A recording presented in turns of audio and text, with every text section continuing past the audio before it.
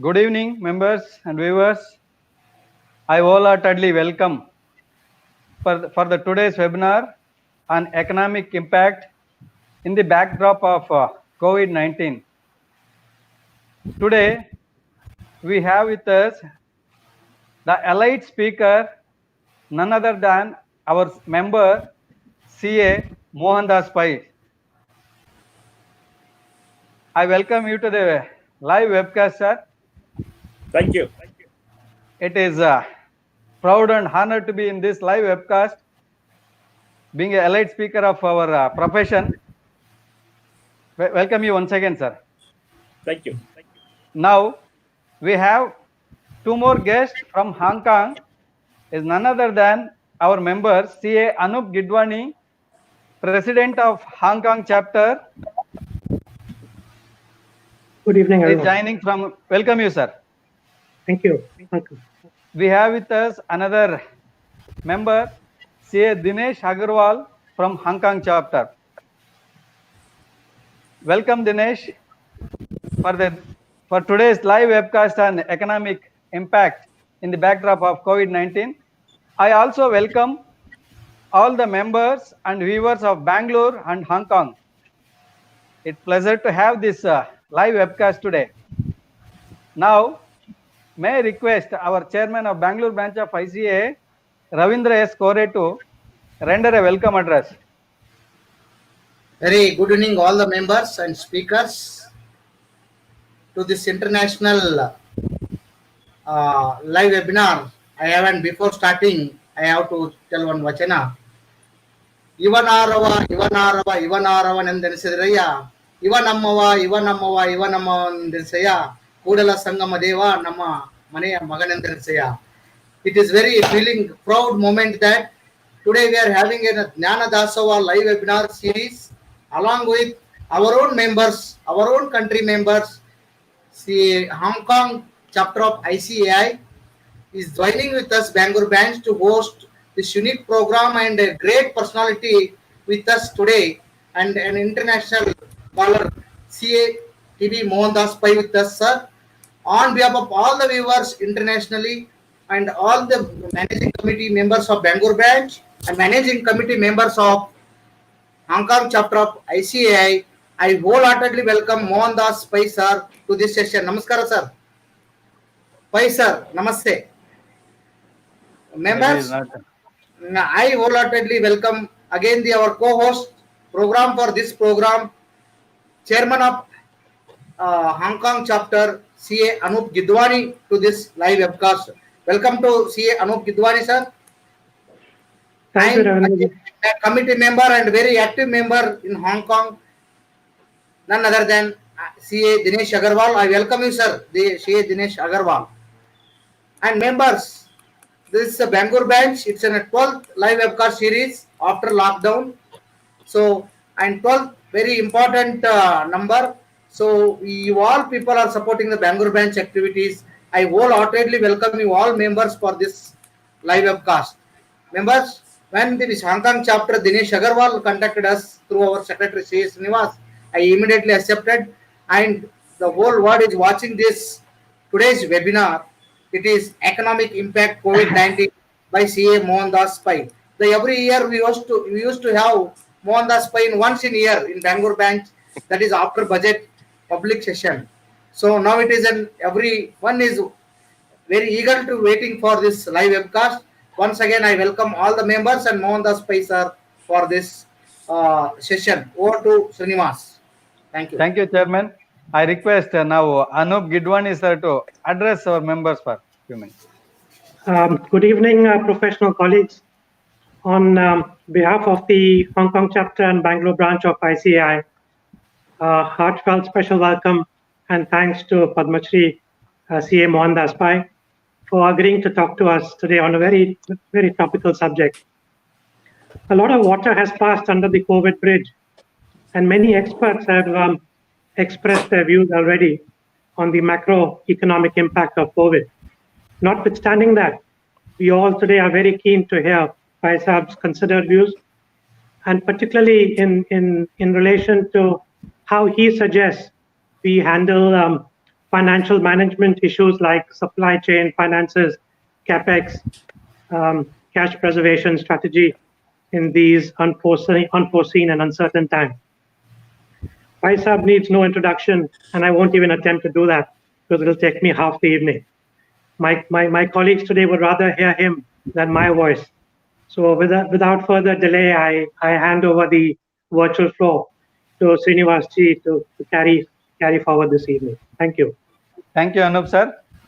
Members, today's program is divided into three parts. First part, Pai sir is going to speak. After that, pre-scripted questions is going to ask by Dinesh Agarwal, say Dinesh Agarwal. After that, any members, you have a question, please send it to us. We'll ask in the last session, question and answer session. Thank you. I welcome you all once again. Over to Mohandas Pai sir. Folks, thank you very much for being here and thank you for inviting me. It's a great pleasure to speak to all of you. If we had met a few days before in early March and thought that we'll all be logged in for so long, everybody would be laughing. This is the news of science fiction.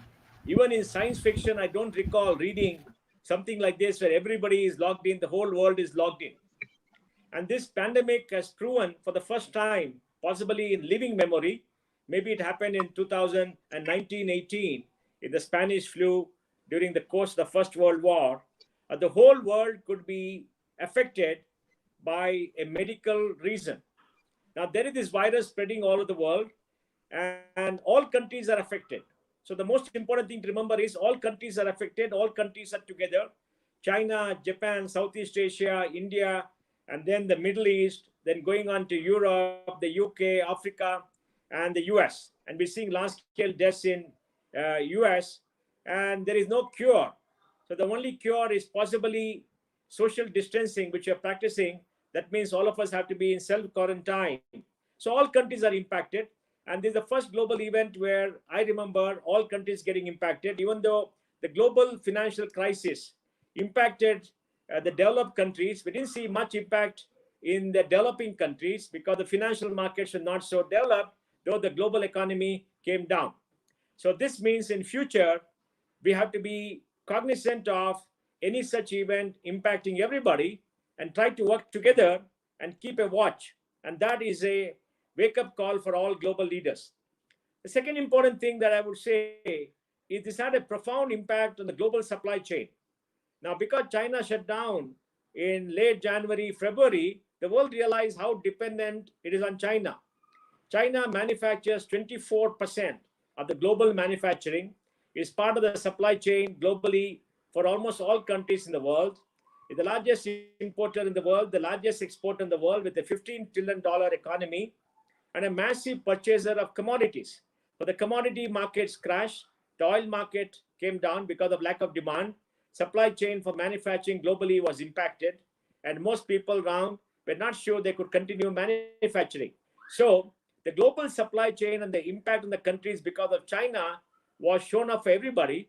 And this basically means all countries are now scrambling to put in place measures to diversify the global supply chain, move away from China somewhat to make sure that they get supply from all countries and don't depend on any single geography. And this will have its repercussions on Asia and in the US. We have seen Japan have a $2 billion stimulus to incentivize its companies to move manufacturing and supply from China to other countries, including Japan. We've seen the United States realize that 90% of its some medicines, they depend on China. And India realized that a large part of the API to be used in manufacturing of pharma, I think, is possibly coming from China. And we also see in the automobile industry, run to cover because the risk of China getting into something like this is quite high. So the global supply chain will be reordered after this crisis gets over. And many countries are putting up barriers to make sure they manufacture more. And UK, Europe, and the United States are saying they want many of the companies which send manufacturing to China to come back. And we want to see this happening. We'll see this happening in a much bigger way as we go along. let me turn the volume on. I think people, can you hear me now? The third big impact on the industry is the oil industry.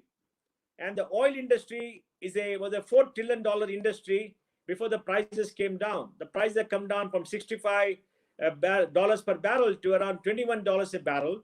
And the oil industry was going through tough times when this COVID-19 hit them. The world consumes 100 million barrels of oil a day. And China is the second largest consumer of oil. So when China shut down, OPEC found that oil was in surplus and oil prices started coming down. When oil prices started coming down, Saudi Arabia invited Russia to come together to cut production, and Russia did not agree.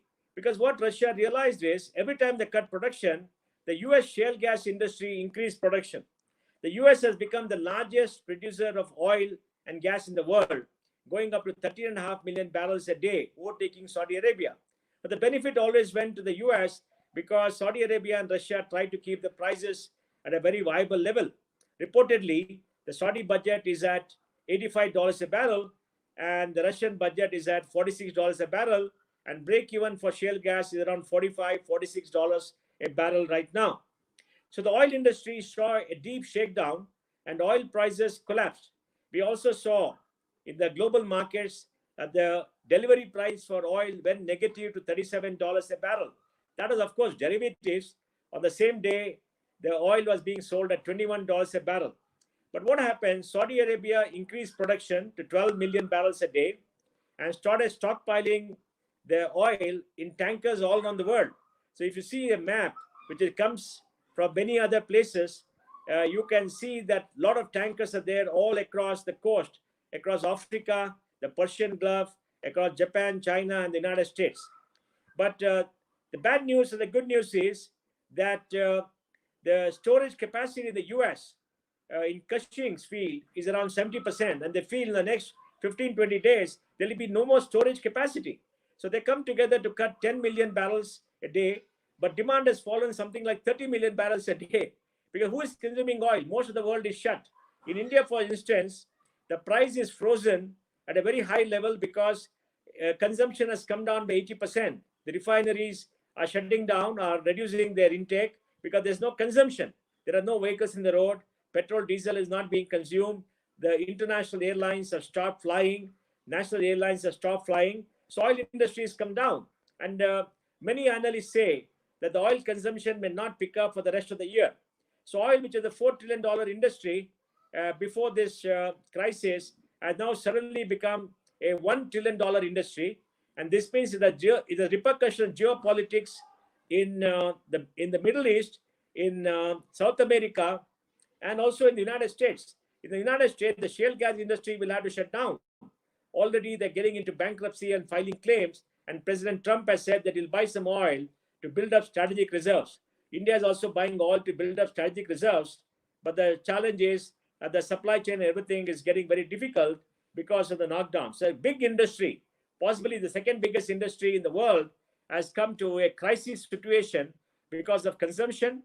And when the COVID possibly goes away, we don't know when, because the withdrawal of the lockdown could be very gradual and demand is being suppressed for a long period of time, people's habits may change, and we could see that oil consumption not pick up for maybe 18, 24 months.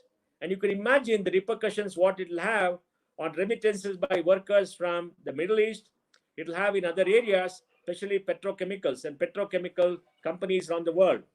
And also, the lack of burning fossil fuel has shown itself to be responsible for improving the environment.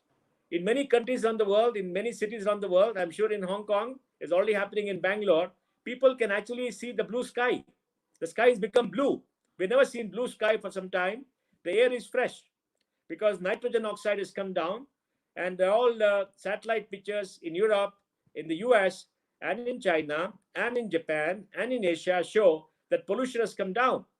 Rivers in many parts of the world, including the Ganges in Haridwar, maybe the Jamuna in Delhi, are flowing clear and water quality has improved. Even in our own Bangalore, some of the lakes have become fresh again because pollution from industry has come down. And we have seen power consumption in India come down by 25-30%. And that basically means that coal consumption is coming down. So you could see the backward decomposition. If industry is closed, energy consumption comes down, oil consumption comes down, and for it to come back, we're going to see a fair bit of time. So the oil industry is in deep trouble, and we don't know what is going to happen, whether oil consumption is going to come back to the pre-COVID days. Now, other industries like international travel, the airline industry is down. Many of the airlines are getting into bankruptcy globally. Countries are scrambling to give bailouts. The US is giving a $45 billion bailout to its own airline industry. And we have seen France try to give a bailout to its industry. Virgin Airlines is going into bankruptcy. We have seen hotel chains have almost no occupancy, and they're major employers. Tourism has been hurt. And in the United States, all restaurants have closed down. Of course, people are trying to pick up food from the restaurants, but there's a very small part of the business. People are cooking more at home, and e-commerce deliveries have gone up, even though people to deliver are not there in India, for Amazon, in the United States, and all over the world. So we've seen industries in services like hotels, travel, tourism, and airlines come down. Airports is going empty. Some airports have also shut down. And this is a very major industry because tourism and travel is possibly the largest industry before oil. In the financial markets, we are seeing some very remarkable changes come about. The world has seen about $5 trillion of economic stimulus.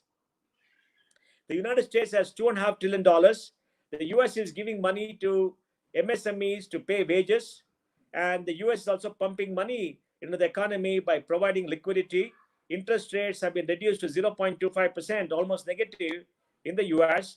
In the UK, there's a 360 billion pound stimulus, 15% of GDP, and they're trying to guarantee wages of 2,000 pounds, 80% of the wages paid up to 2,000 pounds to most of the people who are employed in many industries because they're all scared of jobs being laid off. And we are seeing Europe, we are seeing Japan give a $1 trillion stimulus, about $900 to every Japanese citizen is going to the bank account.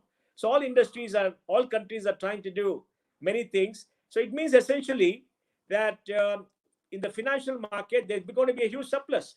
Before this, a very unique thing has been happening. Out of $36 trillion of government bonds globally, $18 trillion was negative interest. And in Japan, when you put money into bank deposits, they take a cut and give you less. And the Japanese bank, when they put money into the Bank of Japan, they got lesser money than they put in. So it is a problem. And now with this $5 trillion stimulus, there's going to be more money. And the Federal Reserve may expand its balance sheet ultimately from, let's say, 5 trillion or 4 trillion to around $12 trillion. And once that happens, countries will not know how to go back. So there is enormous amount of global liquidity being pushed into the market to reduce interest rates, improve liquidity, and give credit to a lot of people, may lead to very low interest rates. And we could see much money, hot money, flow out of the United States and Europe to other countries on the globe. So there could be a flight of capital maybe 2 to 3 months later, seeking greater returns. How will reshape the world? How we will put up asset markets on the world, stock markets, we have to see. The stock markets may boom, but the sheer force of liquidity around the world. We've seen Amazon's market cap go up to $1.3 trillion, even though I'm told that Amazon has 1 million orders a day, can only deliver 200,000 orders a day. So the financial markets are again in a state of flux. And what happened in the global financial crisis is being seen here. And now I think most countries don't have any tricks up the sleeve to revive the economy with very low interest rates. And we're seeing more and more companies in the West become zombie companies. Zombie companies means companies which can only service their interest but can never pay back the principal. So I don't know what the level of NPAs will be globally and how bad debts are going to come. There are going to be bad debts. We've seen HSBC results go bad. Profits have for the first 3 months. We've seen JP Morgan declared lower results and higher provision. We've seen Citi do. And most banks in the global markets will have to do that. The next important point is, what about globalization? We've seen a world with open borders. Most countries had visa and arrival. There were a lot of international flights. People were traveling. There were illegal immigrants in all countries going around. So the market was very open. Tourism was booming. People were traveling freely. And globalization's full boom. Globalization means global supply chain. You buy and sell from around the world. and the barriers were coming down, even though President Trump tried to get China around because China was not opening up its markets, and America had a challenge with a huge surplus, a huge deficit in its trade with China. Incidentally, India also has a deficit of around $500 billion in the trade with China over the last 10 years, and now is running at $65 billion. The largest deficit in any country now is in China. So now the US levied duties on Chinese exports to the US, and it means that globalization now will be in retreat for some time. President Trump has closed the green cards for 2 months. You can't travel on it, of course. You can't get into any country because nobody is flying around. But what could happen when this normalizes is international travel will come down, national travel will come down, and we will see tariffs being put up. If China sees that the markets are not there, they could go and dump all over because they got huge capacities. So many countries have put up barriers for FDI coming in, fearing that the Chinese will use the capital to buy up companies in Europe. India has done it too. The US already has it on national security grounds. And we're going to see the retreat of globalization for some time. So we will not see the free movement of people for immigration. Global visas may come down, and we could see tariffs because most people want companies to come back. And today with automation and robotics, you can set up manufacturing any part of the world and have a cost similar to China. So China's labor advantage is going down because Chinese labor has become very expensive in the last 10 years. And I saw the Chinese labor is 2.5 times that of Vietnam and nearly 3 times that of India, though the Chinese are very, very productive and the supply chain is very good and they can subsidize what they sell. So globalization could be in retreat. And these are the big development that's happening. And the repercussion on global politics will be enormous. Now we're having a global financial architecture to the World Bank, IMF, which is based on the Second World War. And the Second World War saw that the Allies dominate. Japan was gone, Germany was gone, China was gone in terms of getting almost destroyed because of the war. The war was fought there. The United States became the great power, and Soviet Russia came into being. Now Soviet Russia is gone. Russia has become a rump power. China is the dominating power with the United States, and the China could overtake the US by 2030 in nominal terms. If growth was normal, the growth will not be normal for the next few years. And I must say that this year, the global GDP of $82 trillion could degrow by 3%. So 3% of $82 trillion, around $2.4 trillion coming down. But I estimate that the global GDP could degrow by about 5%.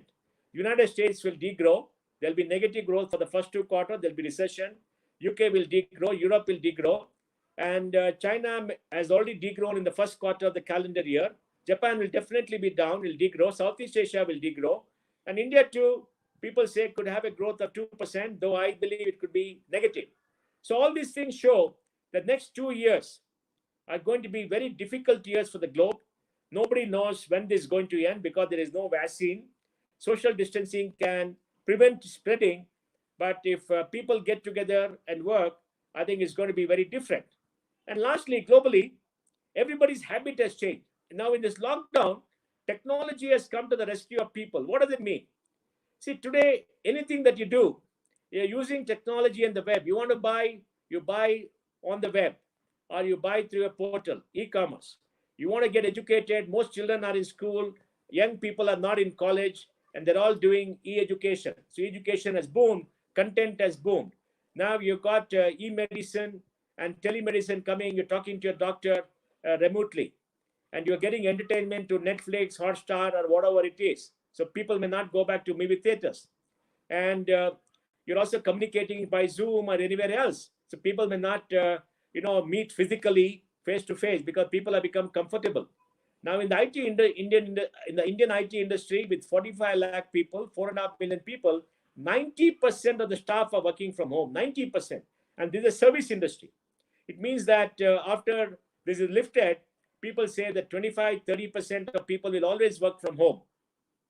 That means people's habits have changed. 45 days of change means the habits could be permanent. Now, of course, people in the age group of 25 and earlier, maybe 30 and earlier, were used to all this, but large parts of the world were physical. And people who are 30 plus, people are 50 plus, were taking to digital in a slow manner. Now, all of them are forced to take digital. Retired people, older people have taken to digital like a duck takes to water. and they're very happy. They're staying at home, and they don't want to go out, and they're comfortable because everything they want is available there. And a very strange thing has happened. The number of deaths every day has come down. I'm told that in Bombay, deaths have come down by 30-40%. In Bombay, every day, 12, 13 people used to die in the railways. Railways are shut down. India used to have 160,000 people die in accidents every year. There are nobody dying in accidents because nobody is going out. There are no traffic all around the world. And many older people used to die because of communicable diseases. They're not dying. They're staying at home. And many people used to go to hospitals and get treatment. They're not going to hospital and get treatment. Most hospitals in India are shut, 30% only occupancy. And we're seeing people not dying, even in the UK and all over the world, except for COVID. We're not seeing many cases. Of course, it could relapse, it could come back. But this is very remarkable because people are now breathing fresh air. Because people say that if you've been breathing bad air, you could get affected by COVID. Now that you're breathing fresh air, you'll develop natural immunity. And many remarkable things are happening. So there'll be an improvement in the environment, hopefully, after we open up. And the environment activists will try to make sure that the world burns less oil, less coal, etc. Now, these are the changes that are coming. So way of life, way of interaction, economy is changed. What about India? Now, India, people say that India's growth could be maybe 1.5%, 2%. I think it'll be negative. Let me tell you why. Agriculture makes up 15% of GDP. It will grow at 3 or 4%. We're going to have a bumper crop this year, and the monsoon is expected to be good. But they can grow only 3 or 4% on top of a good growth last year. It means that 4% on 15% is 0.6%. Industry is 25% of GDP, and industry will be negative. They could be negative 2.5%, 3%, maybe 15% negative because production of goods has come down in April. It will be down in May. They can only come back hopefully in September. So the first half of the year is gone. Services make up 60% of GDP for India. And in services, trade, retail, excluding e-commerce, and hotels, hospitality, professional services, etc., all of them are down. Financial services, all of them are down. Only government is holding up, and even government spending may shift to a different area because they have to give support to people. So I think even services may come down to maybe 2 or 3%, and India could be 1.5%, or even minus. If India is minus, India has to do many things. So we're going to see a year with negative growth or very small nominal growth. And we are not seen that for long. I don't remember in my life when growth was negative in India. So this is going to be a very remarkable bad year. Second, there's going to be high unemployment in India because, we are seeing large number of migrants who come from UP, Bihar, Rajasthan, go away from Delhi, Bombay, etc. Because, 100 million people migrate all across India every year for agriculture, for work, etc. And we saw a large number of migrants go away. 3 or 4 million have gone away. That's what people say. And this migration happened because they could go to the big cities, do jobs on the street side or jobs anywhere else, get 8, 10, 15,000 rupees. Now they're all going back because they feel that they want to go back to their hometowns or villages where they will get food, they're safe with their families, and they don't have to spend so much of money. Because living in Delhi at 10, 15,000 is very difficult. They live on the streets, they don't have enough medical care, they don't have savings, etc. They may as well go back and earn 3, 5,000 rupees a month and be happy. And many people say they will not go back to the big cities. So we're seeing an outflow of people from the big cities to the villages and in the north to UP, Bihar after a long period of time. And this may change the social dynamics in all our big cities. There could be a shortage of labor all across India for factories. A portal which tracks transportation in India told me that only 15% of normal lorries are going around for essentials and pharmaceuticals. And the big challenges for more companies is that there are no people to load, unload. So we are seeing a large-scale negative migration. We're going to see high unemployment. India has about 10 crore people formally employed, about 2.5 crore in government. The jobs still remain, about 7.5, 8 crores through ESI and PF, out of which about 4.5 to 5 crores, 4.5 to 4 crores are contract labor. And half of them have possibly been laid off because you lay off contract labor and they don't make a noise. They just go away. And people are not hearing this noise. But if you lay off middle-class people, they'll make a noise. They go to social media and they will talk to people and there'll be pain. So I think we're going to have large-scale unemployment, depression in demand. Now, the low demand, the lack of demand, because people have lost purchasing power, will also mean negative inflation for this year. So, low demand, lack of purchasing power, caution, and change in individual behavior will also impact the economy this year. People may not go buy housing, people may not go buy new cars, even though the Chinese experience is after lockdown, people buy cars because they want to have social distancing, they don't want to use public trade. So I think we could have negative inflation and high unemployment in India and low growth this year. Now all this will reflect in the government revenues. Government had an ambitious budget this year. I think the government revenues are going to be negative, and government will have to borrow a lot of money. People say the government will have to borrow extra 5 lakh crores to maybe 10 lakh crores. The fiscal deficit this year was 3.5% for the government of India. They're supposed to borrow about 7 lakh crores. The states were to borrow 3%, maybe 6 lakh crores, 13 lakh crores. Now they may have to borrow another 7, 8 lakh crores, 20 lakh crores. That means RBI could monetize, and that could be something that they have to do. So there is no money with the government too, because taxes are not coming in. Now, what do we need in terms of reaction from the government? We need a big stimulus program. The government has already created a stimulus, 1.7 lakh crores for the bottom of the pyramid. They're giving DBT to 26 crore women. They're giving rations for 3 months, accelerated old age pension, and they're giving 3 gas cylinders free of cost to the women who used to take it earlier. And the construction workers have got some benefits. And if you got ESI, PF, they allow you to withdraw your money and many things else. But this is totally inadequate. Now they're talking of giving a credit guarantee scheme for MSMEs, 2.5, 3 lakh crores. We got to see it happen. And the government has to come forth and start spending money. Even though this year may be an economic washout, we must make sure that 21-22 will be a better year. And for that, we need to have a very large infrastructure program. Whenever the economy is down and whenever there's a recession or a decline in economic growth, government make public spending. The public spending on roads, on infrastructure like railways, airports, etc., will go up. And I think this will help India come to positive growth in 21-22. The IMF says in 21-22, India could grow at 7.5%. It is a possibility that India could grow, provided we have a large stimulus, large amount of investments happening. The Reserve Bank of India has tried to improve liquidity. It has reduced many regulations for banks to improve liquidity, and liquidity has increased to 7 lakh crores in the money markets. But banks are not lending because they're scared of NPAs. They're not very sure. Even though the State Bank of India chairman, who's a remarkable banker, said for all these MSMEs is going to give 10% more working capital at a low rate of interest of 7.5%, other banks are very hesitant. The RBI has come out with means to defer EMIs for 3 months.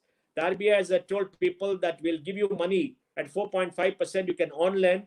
They come out with measures, 50,000 crores for on-lending to the MSMEs and to the agriculture sector, and money for NBFCs, etc. But the banks are not lending. And that's why they're all waiting for the government to come out with a credit guarantee scheme so that banks could lend and reduce interest rates. And banks are keeping money at reverse repo with 3.5%. RBI has reduced interest rates, has reduced the reverse repo. Reverse repo is the rate where banks keep deposits with the RBI. There is liquidity sloshing down, but there is no lending. And this could have big repercussions. The government borrowing rates could come down to 5% because government may borrow more, but when they borrow more, they may ask RBI to monetize. Monetize means they'll ask RBI to print notes, and RBI will buy the government bonds. Already the GSEC is around 6.1%, and it could come down further because banks may say, let us buy government bonds at 6%, but it's going down to 5%. So interest rates may come down this year, even though real interest rates may be high. Long-term interest may come down. AAA companies are able to borrow 3 years, 4-year money at 7.2%, which is very low. It was in 2003-4 when we last saw that many AAA companies borrowed at 5.15, 5.5% for about 5-year loans. I know ONGC did that. So we could see decline in interest rates, but there'll be demand for borrowing, but banks are getting cautious. Now, India has a great chance to take part in the global supply chain. People are shifting from China, but whatever shifted from China has gone to Vietnam, has gone to Southeast Asia. Will it come to India? We have to see. because I think India has to go out and talk to all those companies to shift.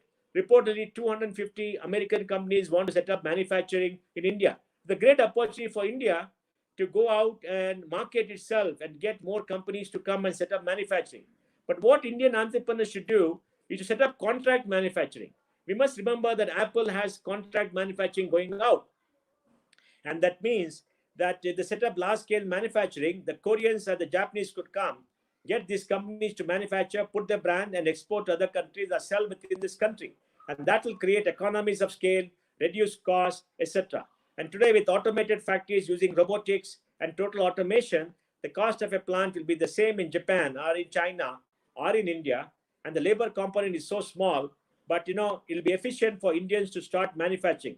I know a company, Havels, which has set up a fully automatic, fully robotic factory in Gillot near Delhi to make ACs, and the cost is lesser or equal to China, which is very good. So the great opportunity for India to expand. India has certain strengths which people don't understand. We make 250 million mobile phones, and the value added is only 30%. But now with PCBs being made here and backward integration, that could go up, and we could become suppliers of mobile phones for the entire world, because the Indian market is very large, 200 million plus. On top of that, we can easily export 100, 150 million to other countries, because all the Chinese companies are here. The Chinese companies are coming and manufacturing, not the Indian companies.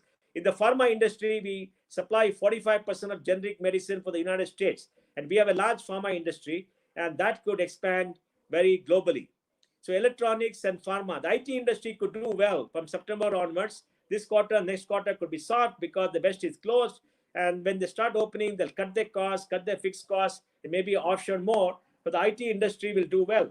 Even manufacturing like cement, we are the second largest cement producer, second largest steel producer. We have surplus capacity, and that could go into exports. So there are many areas in manufacturing.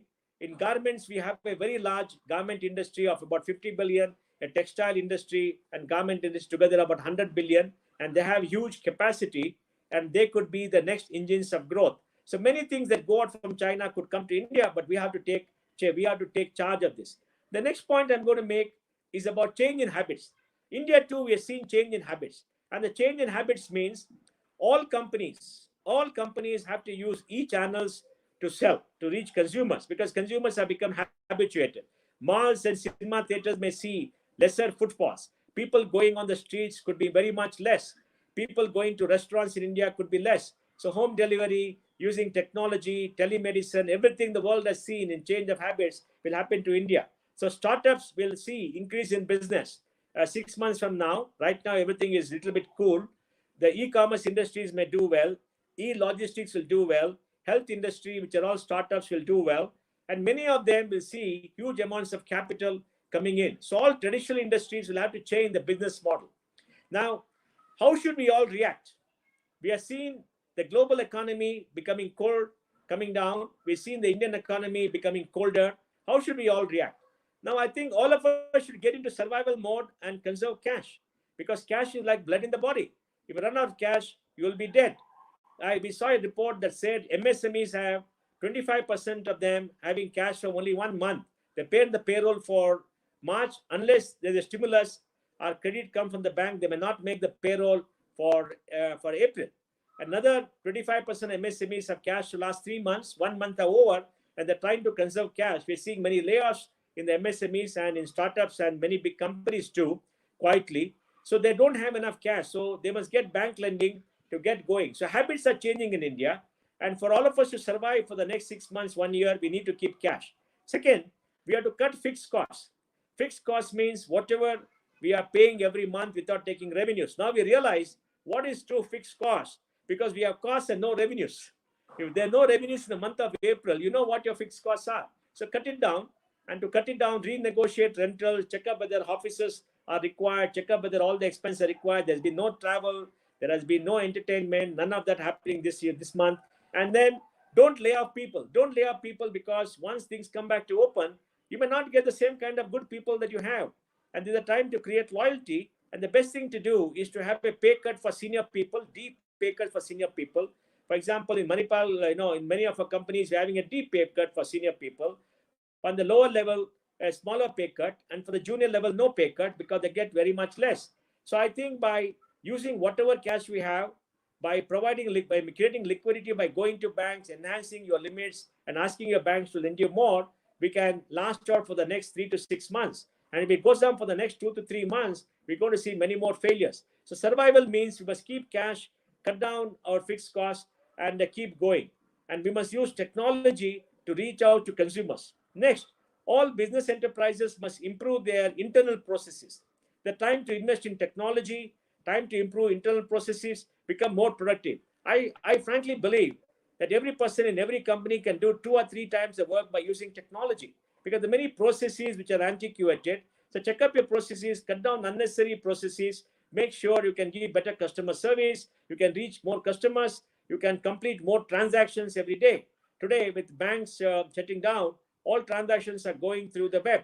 So we're seeing electronic transactions go up enormously, even though payments have come down for whatever reason, because people are not transferring enough money because of the migration crisis. So I think processes and other things should be there. And next, we look at a business strategy. What should be a business strategy when you wake up, when this country wakes up? And how should you sell to the people? How should you collect money? And how should you reach out and market? And relook at products, services, see what you're doing, cut down what is not efficient, what is making you lose money, focus on business, make a sharper allocation to investments in areas where you can get better returns, because we are going to see much bigger competition for this year. With demand coming down, prices are going to be hurt. The ability of people to raise prices is going to be hurt. Is inflation going to come up in India? I don't think so, because our CPI is already down, and 46% of CPI is food. Food grains, cereals, the prices are already down because of a massive production. And the vegetable prices may go up and down, but that's not very material, because for all of us, vegetables are a small part of what we spend. Manufacturing has no pricing power. Commodities like steel, aluminium, copper, the prices are coming down. Oil prices will come down, India too, even though the taxes have gone up, because the oil that is there right now was bought at $55-60 an hour a barrel. They've not been able to buy at 21, 22 barrels, because 80% demand has come down. Out of 30 days of normality, we could see oil price coming down. So we could see a decline in inflation, a negative inflation, and that means competition is going to be keener. And we got to beware of China trying to dump its goods into India, because they want markets all over and they have an efficient supply chain. So I think we're going to see keener competition, and we have to fight. Folks, I'll end here by saying this is going to be a tough year. The world is going through a crisis with an inflection point, and everything is changed. There are new ways of doing things. What digital technologies could have done in the next 5-7 years will be done in the next 3 years. And if we play it well, capital will flow from the developed countries to seek greater returns. Interest rates will come down. We have to become more competitive. We have to cut fixed costs, and we have to fight the battle. And maybe if we do things right, government starts investing, next year will be a very good year for India, and the world will take some more time to change and to come back to what is normal. And I don't know what is the new normal. The new normal may be very different from what we have today. But the one thing is certain: the world has changed forever. People's habits have changed forever, and no country can escape this change. Thank you very much, and I will answer your questions.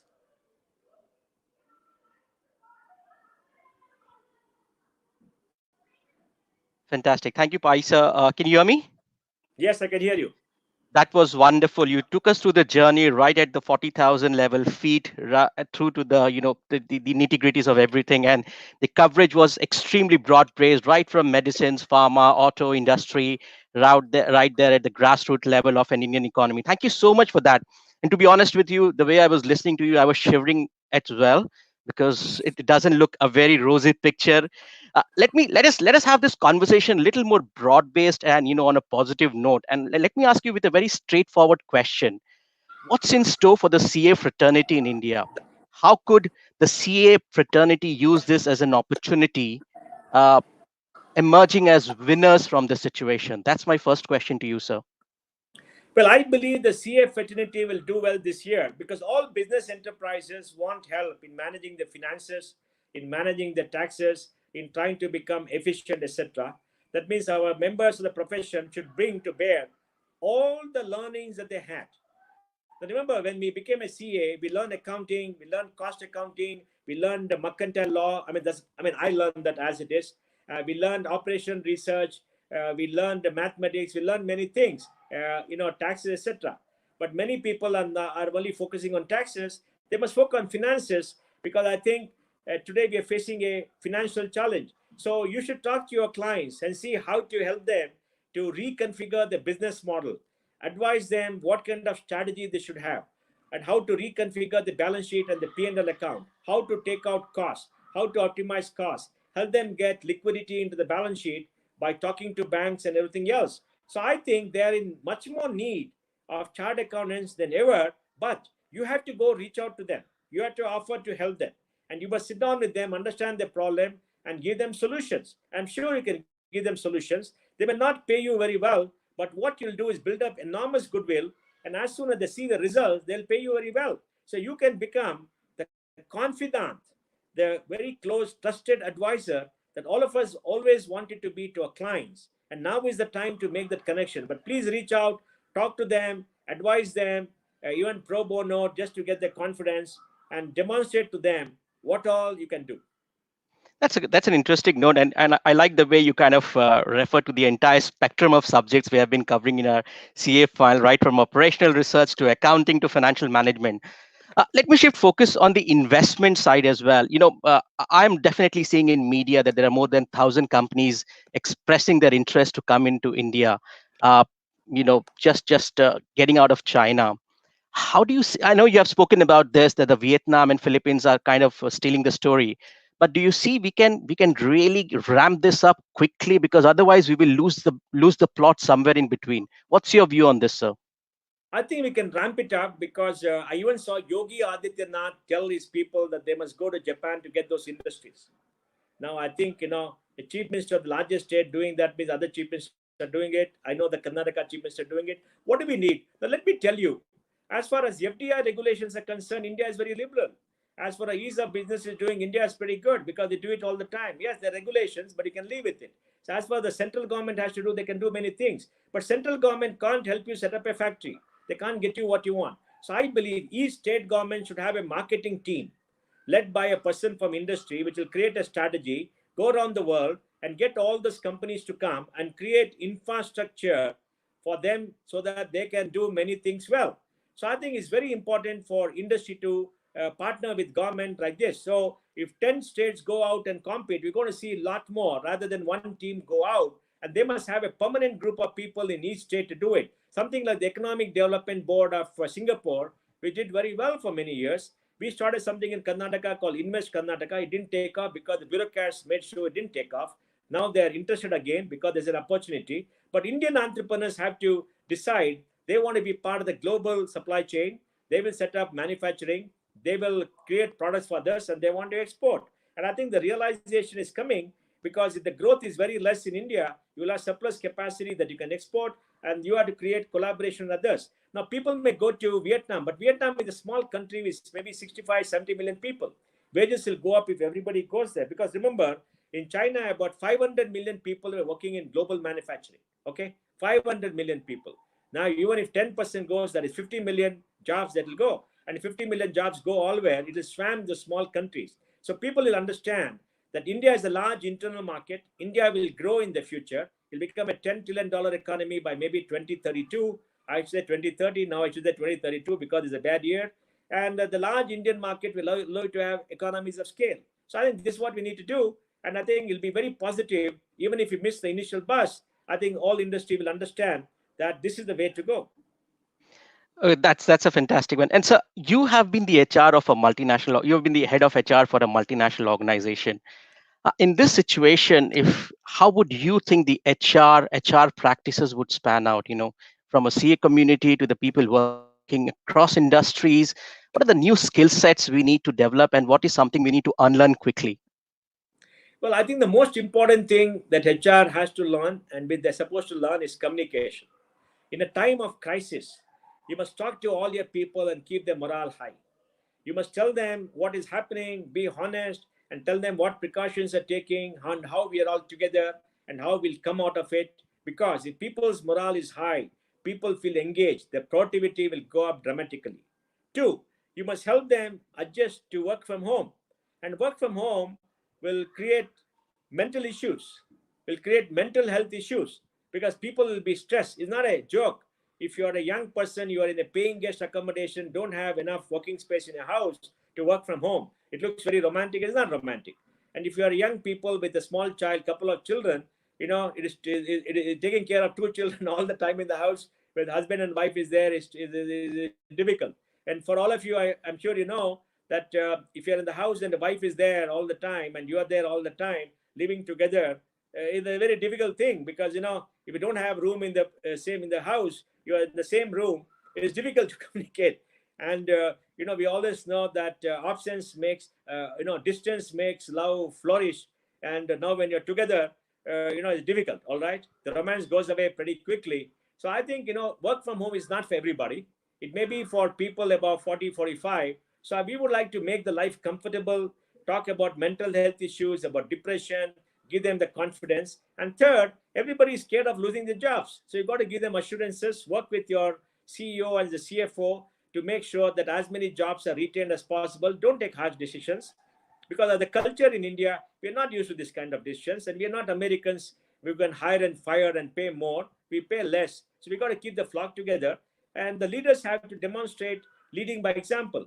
The next is HR fraternity has to work with the senior leadership to demonstrate leadership example, make deep cuts in the pay and reduce fixed costs. So HR has to play a very strategic role of keeping people together, engaging with them, keeping the morale up, taking care of new training, new processes, new ways of doing things, new ways of being skilling them up, doing all that, making sure the human capital you have in the corporation goes up. Then join with your business people to talk to customers and to reassure customers that you're together and show customers that you do care for them. Because right now you are not an entity alone, you're part of a system, your customers, your vendors. So keep communicating to the outside world also and keep the cheer up. So this is a test of the competence of HR. And the most important skill they must have is a communication, a sense of strategy, and a genuine commitment to people to keep people together. I hope And the it works HR for everybody, community. big and small company. Yeah. I Big or hope the small HR companies, community they is are the listening. same. Sorry, I hope the HR community is listening into what you're saying. That really needs to do walk the talking. So let me shift focus on some of the new emerging working capital practices, Mr. Pai. Do you see the situation evolving where we'll have more of cash and carry going forward? I mean, a couple of cement companies have started saying that, look, we have started the production unit again, but it's going to be cash and carry, and we are not going to offer any debtors period and creditors period going forward. How do you see this area spanning out across industries and behaviors? Well, I think they can sit down and say cash and carry, and we're going to do this, but I think there are going to be no buyers. Because remember, who buys cement? To take that example, cement is bought by small purchasers. They want some credit. Cement is bought by contractors. They have no money. Cement is bought by real estate providers. They got no money. And if you tell government that you supply today and take cash, the government say buzz off. They put a tender and they say I'll pay out of 60 days, 70 days. You wait in the line. So I don't think it's going to work. They'll all put up this condition, say because cement is a commodity. Now you can create an artificial shortage, but the industry doesn't have the capacity to survive if they don't produce enough. And if you try to raise prices, you'll kill the market itself. Yes, you can all be smart and say cash and carry, take it or leave it, and tell the distributor that you give credit, I'm not going to give credit to you. Now, what they should do smartly, as done by some company which I advised them 10 years ago, is for your supply chain, tie up with the bank and tell the bank, I'll give the first 10% guarantee and make sure that you become liquid. So you don't give credit, but the banks lend to your distributors, and the distributors can give credit to somebody else. So the supply chain has got liquidity. And you say that, I'll give you the first 10% loss, the first 5% loss, because the distributors are not going to make the loss. They're not going to make the loss. They're not going to be somewhere else. And this is only for the credit that you give. So they've got to work out innovative ways if they don't want to give credit. But the days when you kept the checkbook of the distributor and the day he took supply, you signed the check and kept it, and then you didn't pay your creditors long time, I think those days are going because of greater competition. Some other companies say, I'll give you 30 days credit buy. Now the distributors will go buy from there and give credit. Credit is essential. Either you give it or you ask the bank to give it and you stand guarantee. You got to work it out. Otherwise, it's going to be very difficult. That's an interesting one. Let's see how innovative financing can happen. Since we are on a working capital, I want to touch upon the aspect of cash. And the industry where you come from, you have been one of the most respected CFO. The top three IT companies together are holding close to USD $13 billion in cash as I speak to you Yeah, now. yeah. So what's the power of cash? What should be done with so much of cash in their balance sheets at this point in time? Let me tell you, right from 1994, we started keeping cash in the balance sheet for a very important reason. We said, as part of a strategy, we want to have enough cash in Infosys to meet 1 year's expenditure without earning a single penny of revenue. Why was that? You see, our business model is we have the majority of people here and we provide services to the outside world. Now, if anything happens, we had that India had a nuclear bomb, remember?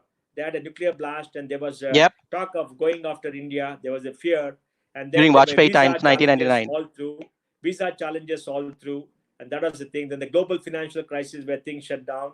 And in the service industry, you must remember, you don't have goods given by somebody else on credit. You have to make your payroll on the last working day. So all your expenses are out in cash, whereas your customers will pay you after 30 days, 60 days. And there are nobody giving you credit for anything because out of 100 rupees you earn, maybe 60 rupees you pay as wages, maybe you have some rental, some small expenses, and the rest is your margin. So we always kept this cash in the balance sheet. Many analysts criticize us. They laughed at us and say, why you want to do it? And we kept the money in bank deposits.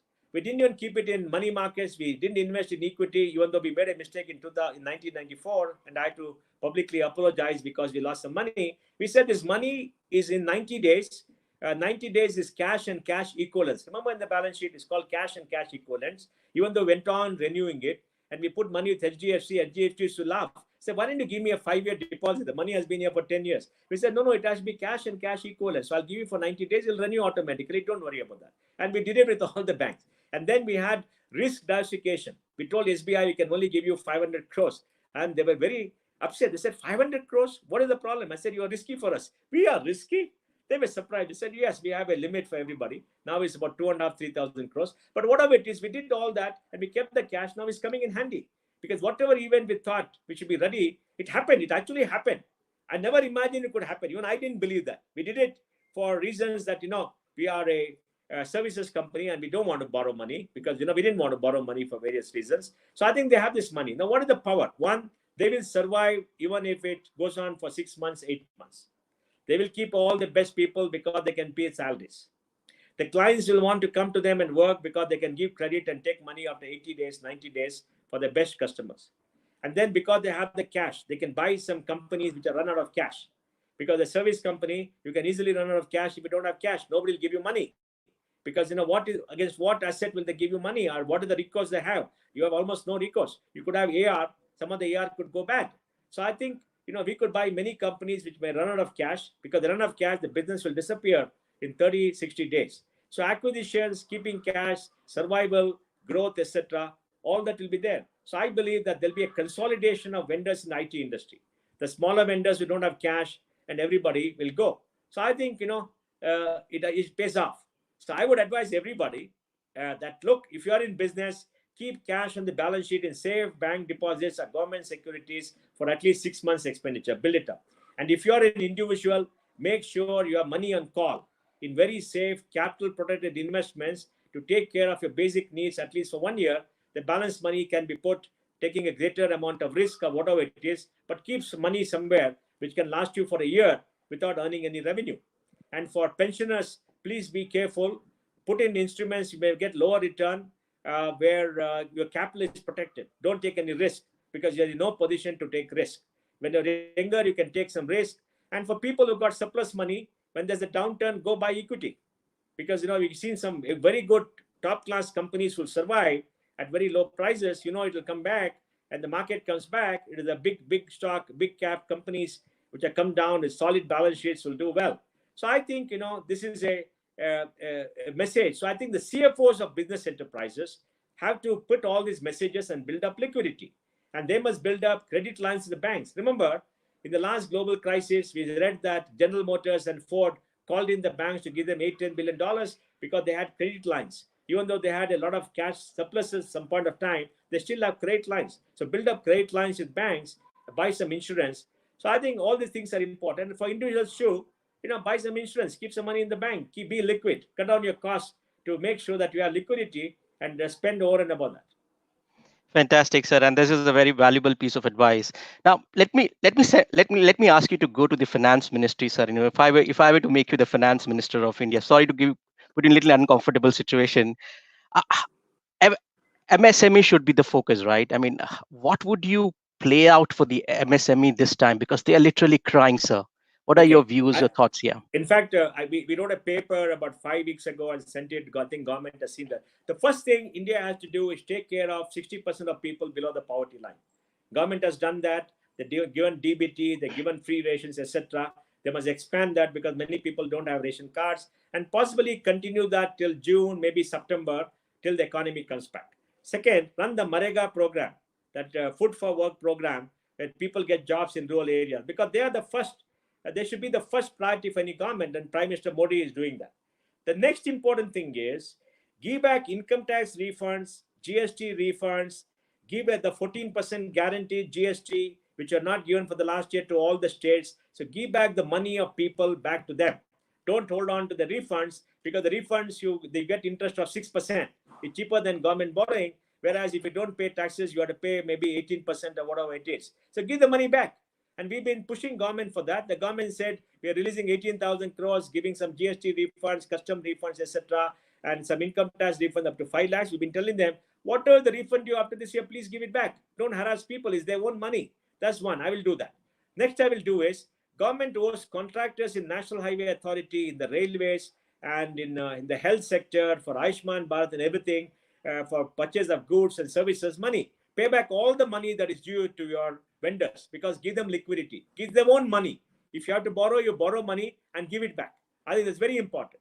And once you do all that, everybody will have some kind of liquidity to last, and they'll be happy to respond to the Prime Minister's request not to lay off people. Next, create a credit guarantee fund. We said create a 5 lakh crore fund where 50,000 crore is the guarantee, first 10% loss. Maybe you must make it first 20% and guarantee that, and tell the banks, give 20% increase in your working capital to all MSMEs, everybody else. And for the 20%, we'll give the first 10-20% guarantee, and we are creating a fund for that. Government already has a fund, because see, for most people today, this is a liquidity issue, not a solvency issue. They have assets, they can borrow a little bit more, but they don't have liquidity because AR is not coming. They can't collect the money, they can't pay the money. Everything is frozen, everything is dried up. So they need the money to pay wages, to kickstart and everything else, and do that. And the next point, which is very important, go for a massive capex program for roads, for infrastructure, for railways, for airports, etc. Go for a massive infrastructure program, because that will set into place all the construction work. So steel purchases will go up, cement purchases will go up, metal purchases will go up, labor will go up all over the country. And government is the largest investor in infrastructure. And go for that, because we know that in times of financial stress, economic stress, government has to do public works, and that has to be done. Next, come out with a stimulus program for those deeply impacted areas. For example, airlines, bail out the airlines, defer all the taxes for 6 months, give them some money to start, give the guarantee the working capital, defer all the installment for the airport for 6 months, defer the charges they have to pay the Airport Authority of India, etc. And then for hotels, give them 1 year moratorium and paying back installments, and give them some money to keep employees together, because they're very large. Restaurants. Now for restaurants, I don't know what to do. They must have a bailout. Maybe the restaurants can get some credit limits from banks as part of the MSME, because I'm sure the bank, unless they've been doing it. So I think it's very important to make sure that for the affected sector, you give special programs, talk to them, and bail out real estate. Now, real estate is a mess. Real estate is the second largest employer in India after agriculture.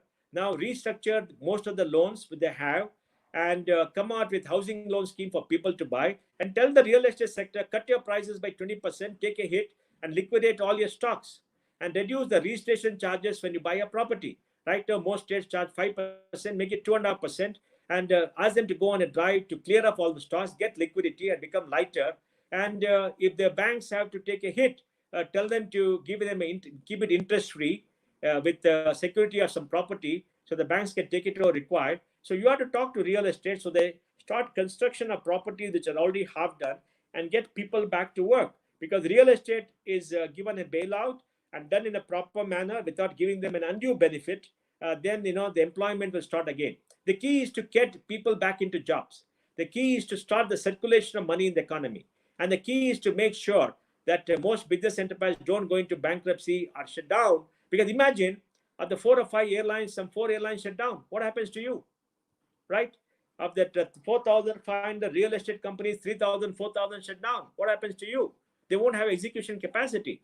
Or 2,000 contractors you're big. Why don't you do that? So I think it's very important to make sure that you come out of the bailout in a very staggered manner. Government has said we will come out of the program in a staggered manner. We don't want to have a big bang.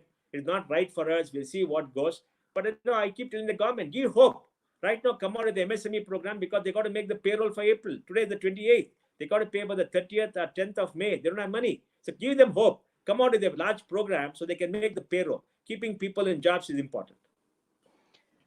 Fair question, sir, in relation, but fully appreciate this is the need of the hour. But where will the public finances come from? And are we getting into a vicious cycle of massive fiscal gap, which will be unsustainable over years to come? Look, this is an extraordinary year. Everybody says if you take care of this year, next year will be good.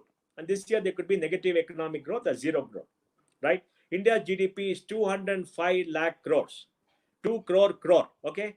10% nominal growth. That is growing at 6%, 4% inflation is 20 lakh crores should have been the growth. 20 lakh growth is not going to be there, okay? Government, state and center were borrowing about 6% fiscal deficit. That's 12 lakh crores, 14 lakh crores, correct? So they got to borrow 6-7 lakh crores. Our debt to GDP in the Modi years has come down. It's come down to 54-55% from 60%. So we don't have a high debt. So what should the government do?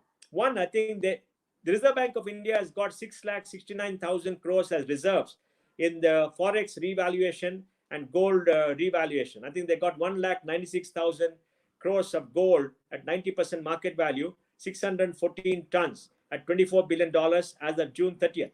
They got the reserves. Ask them to transfer 3 lakhs of the reserves because they're valuing their currency at about, I think, 56 rupees as against 69 rupees, which was there in June, and now it is 76 rupees. So there is no risk to that balance sheet. They got the thing. So transfer 3 lakh crores. It'll come in as non-tax revenue to the fiscal deficit, not increase the fiscal deficit, but they have to monetize it because there's no cash. Monetize means they have to print notes. And because there's less demand, there'll be no inflation. And the RBI knows how to take care of inflation because inflation comes when there's excess demand. If there's excess demand for cars, excess demand for steel, excess demand for cement, excess demand for housing, excess demand for textile, there's no excess demand. I mean, so you've got to pump in demand. And over the next 2-3 years, it'll balance out, come back to normal. And next, borrow globally. Go to the World Bank. IMF wants to give $1 trillion out. India cannot go to the IMF. But the Asian Development Bank, the New Development Bank, the Infrastructure Bank, and the World Bank are coming out with large limits. Borrow from them. And you have $476 billion of reserves, which are there. Come out with innovative ways to use them. For example, why can't you ask the public sector to list their bonds overseas and you put in $25 billion and buy those bonds? Yes, so buying your own bonds. So you're eating your own dog food. But that money, instead of being in the US at 1%, 1.5%, can help your own industry do that. So give a special line of dollar credit for all them and list the bond overseas. So over a period of time, foreigners will come and buy those bonds. And maybe when they go list a bond, say that I'll subscribe 50% and 50% you do. So RBI can use $25-30 billion in a very innovative way to do it. So I think there are many mechanisms to do it, to build up liquidity within the country. And I think they must do all of this. Thank you so much, sir. I think you have answered all these questions from us. There are a lot of questions coming, pouring in YouTube channel as well. We'll pick those questions up as we move along. We have 20 more minutes to go, but we'll try to answer as many questions as we can. The first question is from Alama Prabhu. India has enough number of consumers for any goods or services. It is almost self-sufficient in all respects. If purchasing power is ensured for the middle class, economy will bounce. But how? The economy is bounce if there's liquidity and the mood changes. There's something called behavioral economics. When do people become optimistic to go and buy? Right now, they're all pessimistic. They're into survival mode, though they may not buy. So you must create a mood of optimism by making sure that interest rates come down and the jobs are not lost. If all that happens, they'll go and buy. Otherwise, they'll not buy. Now, will you go on a will any member here go on a tourist trip next month? They will not go. Will you go to a five-star hotel and spend a lot of money? You will not spend that money. Will you go buy jewelry for your wife? I don't know. You might buy, but they're doubtful. Will you go buy some expensive goods and expensive clothes? You may hesitate because you are in survival mode. So you got to change the mood. And even though we are consumers, remember, out of 1.37 billion people, only 300 million people are the middle class. Our per capita income is 1,49,000, which is not very high. So I think the middle class is very small. About 80 crore people don't have much purchasing power. So it is a $3 trillion economy. It is large, but the purchasing power is less, provided there's money in circulation. There's no money in circulation. There is no growth that year. So we have to pump in liquidity, create buoyancy, make sure people don't lose jobs, and hopefully demand will come back. And then people's mood will change in 3 to 6 months. But first, how do we remove the lock-in? Nobody's got the courage to remove the lockdown because nobody knows what will happen. Tomorrow you remove the lockdown, everybody goes in the streets, and suddenly you have more cases, everybody gets scared, right? So that is the challenge. So you got to have a gradual lockdown, maybe 20% 1 month and 40% the next month, and then 60%. Try it out, shut down the hot spots. We got enough data. So I think, yes, there is demand, but you got to do many things. Thank you, sir. Some interesting questions are lined up. One from Ganesh Kamath. Sir, will market continue to be digital like online purchases? What will be the effect on local retail markets and kirana shops? Well, I think Kirana shops have got good news because Kirana shops will join GeoMart. GeoMart is remarkable. Mukesh is a great strategist. He tied up with Microsoft for Azure to give cloud. Now he's tied up with WhatsApp to reach out to all these people. So what will happen is that Kirana stores will go to GeoMart and GeoMart will connect them to consumers. And voila, you got all the retail thing to buy. So you can buy and he will go and deliver. And remember, one important thing is people are missing out that if he connects 1 crore Kirana stores, he will take the purchase quantity of all these stores and go to Hindustan Lever and say, I got 1 crore bars of soap. How much will you charge me? And demand a deep discount. And say, if you don't give it to me, I'll go to Nirma or I'll go to Patanjali, I'll go somewhere else. So that is the name of the game. So he's trying to reduce the cost. And he learned 5% in the middle, the middleman for charges. And the Kirana stores have now got a Geo to do very well. So it's not that Flipkart or Amazon are going to have a cakewalk. They're not going to have a cakewalk. Geo is going to compete with them. And Geo is on the side of India. And I'm very happy because we were all scared India will become a digital colony. After all, Flipkart is owned by Walmart, is an American company. And Amazon is an American company. They're all welcome. We want them to compete. But we can't be owned by an American company. We have to be owned by an Indian company. They can come and compete, but we can't have 100% given away to foreigners. China has got Baba, China has got Baidu, China has got Tencent. They're worth $1 trillion. I don't know how much it is now, right? They control their own markets. Now we have most of our digital assets are owned by China or by foreigners because our Indians have not invested enough. We raised $60 billion in the last 6 years. Only 10% is Indian. So at least now, because of Geo, this will work. And I think the Kirana stores will do very well. So, on a lighter note, Mr. Ambani will first go to Hindustan Lever or he will first go to Patanjali? Well, I think he'll first go to Patanjali because there's huge demand for Patanjali. And Baba Ramdev will call him up and say, he'll give a greater deal. Because levers will pay hard to get. Levers, people in lever think they got a great brand, everybody will run to them. But remember, when the demand is down, you're down trading. You're down trading, right? Instead of buying a Pierce soap, you rather buy a Patanjali soap because Patanjali is Ayurvedic and it costs less, right? If you ask your wife, what will you buy now? She'll say, I'll buy a 30 rupee soap. I won't buy a 60 rupee soap. You want soap for the matter. I'm sure that's how people are thinking, right? Because, remember, the middle class has been deeply hurt. The middle class is very scared of jobs. They're very scared what is going to happen. They're very scared where are the fees to pay the children for next year. So I think, this will play down. So people will downtrade. And downtrade means the people who are very expensive, who think they got a great brand and they got a great bank, they got a great product. But the product depreciation is not so high that people are dying to get it. I think, there'll be a sea change. So one question on this digital aspect. I know you are heavily invested in educational online applications and all, but equally, China is also heavily invested. How do you see that competitive landscape or investment strategies panning out between China and Chinese investor into India and Indian investor into these applications? Well, for any Indian to go to China is almost impossible because the Chinese have got their own mafia. They'll not allow others to come, right? Or you'll have to blow up a lot of money, and our companies don't have money. So, going there, unless somebody comes and says, we want your technology, and Indian companies have got good technology. India itself is a big market. Southeast Asia is a big market. Middle East is a big market. US is a big market. Baiju has got 3.5 million subscribers. They got 6 million more. We got a company called Begin in the US, which is a US company, and they're seeing the doubling of people coming onto the platform in 1 month. So I think today in education, we're going to see a huge amount of usage and a large number of children tying up with portals which give you high quality content and ways of doing it. And that's going to be very, very good. So I think that is going to take off. But the problem is regulations. Now, what will the CBSE and other education boards do? Will they allow digital to come into being? Children will anyway study, but how do you make sure 60% of children in government schools get that? The government has to now give a standalone iPad or a tablet to all children in government school from class 6 onwards, and help them get this high level content, because children will learn by themselves. This is a time to create a next generation who are fully digital in education. Already in engineering and others, a lot of digital courses are coming. So now I think education will change. The only thing that's holding back will be regulations. Yes, regulations are required. Regulations are necessary. They must ease it out and have online, offline to make sure the product is there. And today, with the exams not being held because of this COVID, the many boards are saying we'll have proctored exam in your house.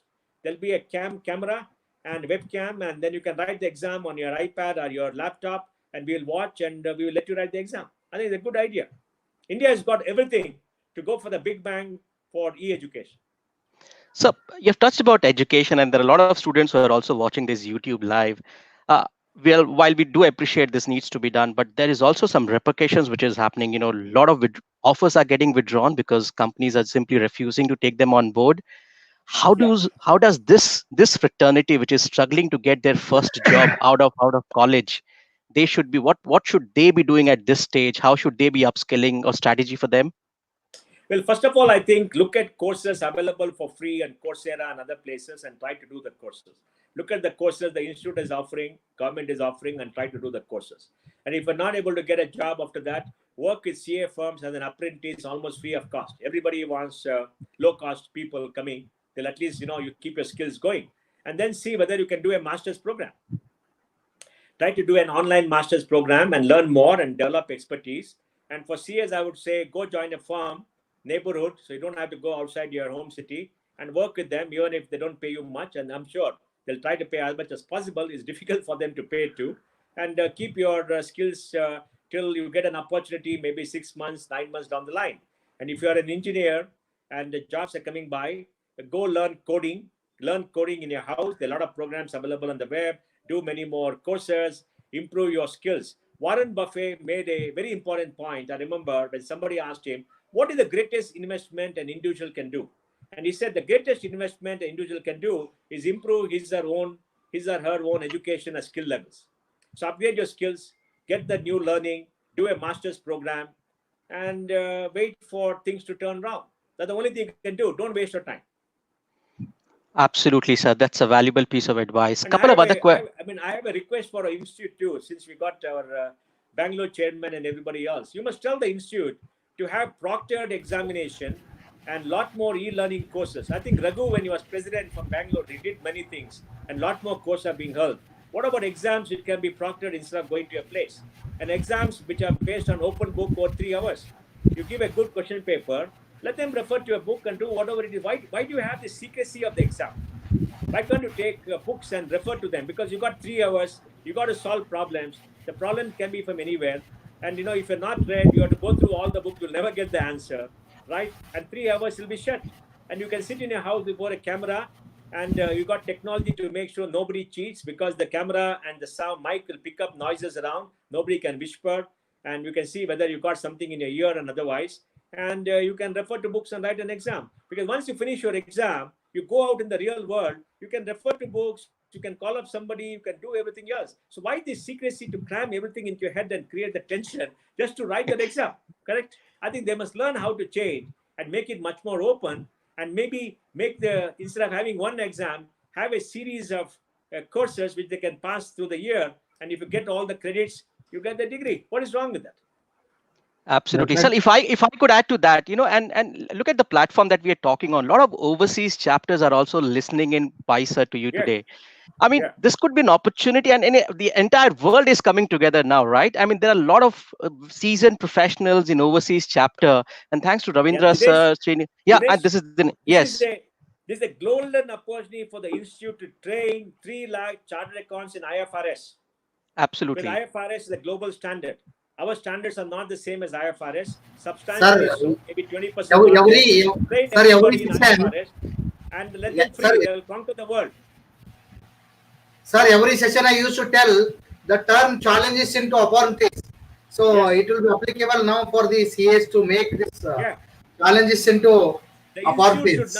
institute should look to see how do you create the CA profession into a global profession where they can work in any part of the world, like you are doing, Dinesh, like Anup is doing, right? Your people have Yes, gone out, you're doing very well, and you find that your R smart are better than anybody else. There's nothing wrong with an Indian who's done a CA. It's a very tough exam compared to all yes, global exams. Very tough exam, and you're doing very well. yes, You're hardworking. You're very smart. You're very ethical. You got great integrity, and you can learn. You got brains in between your ears. So I think it'll work. So why don't you use the opportunity to create a global profession and become a large exporter of accounting talent for the world? Because the world is short of good accounting talent, not bookkeepers, but accounting talent who can interpret accounting standards, who can do audits, etc. Okay. Anyway, other True. questions. yes, sir. I hope our president sir is also equally listening into what you're Yeah, saying. I am making to note that there is a committee of export of service heading by our past president Sunil Talati. So soon after we are having the session Yeah, on tell that. Sunil. Yeah, tell Yes, sir. Sunil how to make a global profession. Because remember, Yes, in sir. the IT industry, when I joined Infosys in '94, there were only 50,000 engineers. Everybody says shortage of engineers.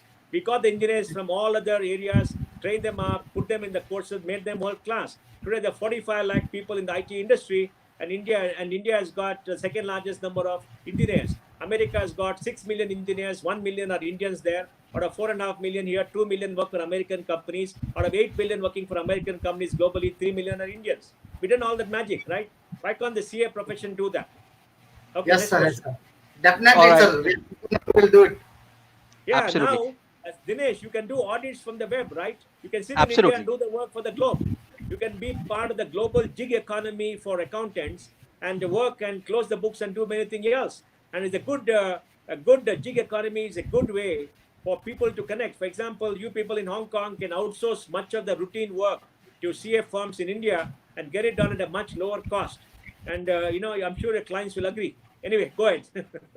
Yes, sir. Certainly, sir. Certainly, sir.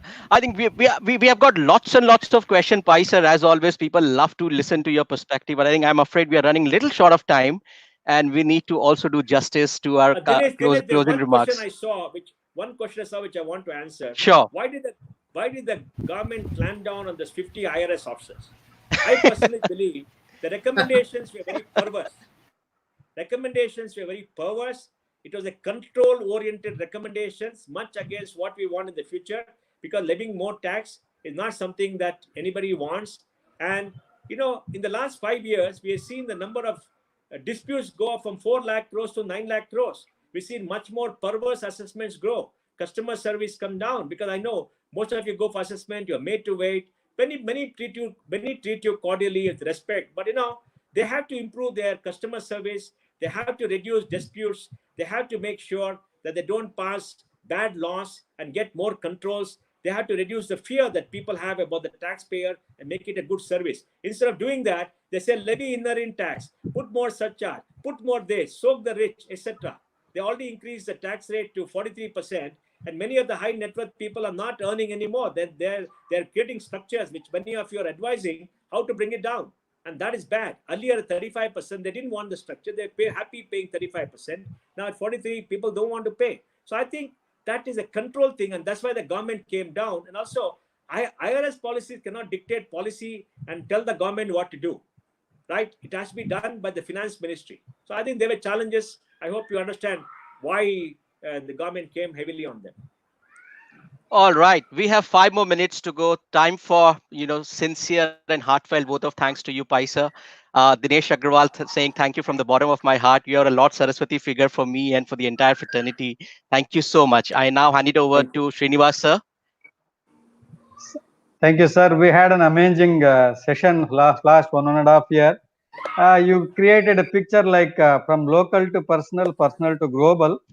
You touched upon all the aspects. Really, it was amazing.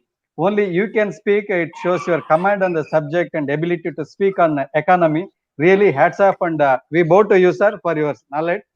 Now I request our chairman Rendra Escore to say a few words. Very good evening, members. It was a very impactful and very tactful session for the today's listening from the Mohandas Sir, and he touched upon the what is opportunities, and see always what I believe is the chartered accountants is always ready to face the challenges. Now we have to come into the driving force, so that has to be taken very faster, and I believe the chartered accountants, Indian chartered accountants, definitely what I said, the export of service, actually the sir seminar was planning in April from the Sunil Tarati sir has spoken, but automatically this corona has come, and the your session for the impact on today's economics session was very grateful, and many members are participating. So on behalf of members, all the viewers and managing committee members of Bangalore branch and managing committee members of Hong Kong CP chapter, I wholeheartedly thank from my bottom of heart, sir. Namaskara. Thank you very much. So, dear members, before signing up my note, so we have the Bangalore branch continuously sessions. So tomorrow, next 3 days, we are having the sessions. Bank branch at 4 o'clock. From Anil Saxena, Kanpur is going to address, and Shia Ramesh S. Chennai and Gautam Shah from Mumbai is going to address continuously 3 days. Please view and the live webcast. Once again, my very much thanks to the Sri Mohandas Sir and the co-host Hong Kong chapter Anup Gidwani and Dinesh Agarwal ji. Namaskar, sir. Thank you, Chairman. I request Anup Gidwani sir to say a few words. Excellent session, sir. You've covered so many facets in 1.5 hours. It's unimaginable. I'm privileged to express a word of thanks to you, Paisa, on behalf of the CA fraternity who have logged in today to join this webinar. I believe about 600 people have actually listened to this webinar. Very good. Very good. And it covers not obviously members from India, but Hong Kong, Singapore, Thailand, and the wider region. It's been very interesting to hear your views and solutions, not just your views and solutions to the rapidly changing environment caused by COVID. Thank you for taking pointed questions from Dinesh of our chapter and also from the audience. I express my gratitude to the Bangalore chapter for collaborating with us on this webinar and all my professional colleagues who have logged in today to be part of this evening's journey. Once again, Paisa, thanks for your time and insights. And everyone, please take care and stay safe. Good night. Thank you, folks. Stay safe. Thank you. I'm very grateful to talk to all of you. Best wishes. My dream is that India's CA has become a global force. We become prominent all around the world. We have the capacity, the people, everything else. It's up to us to do it. And I'm sure this dream is going to happen. Thank you very much. Look forward to talking again. Thank you, sir. I thank all the members and viewers of today's program, and I also special thanks to Dinesh Agarwal for moderating with excellent questions. Really, I think some of the members maybe felt bad because we are not able to address because of shortage of time. Maybe hope for the next time. Thank you. Thank you once again. Thank you, sir. Bye-bye. Thank you. Thank you, sir. Thank you, one and all.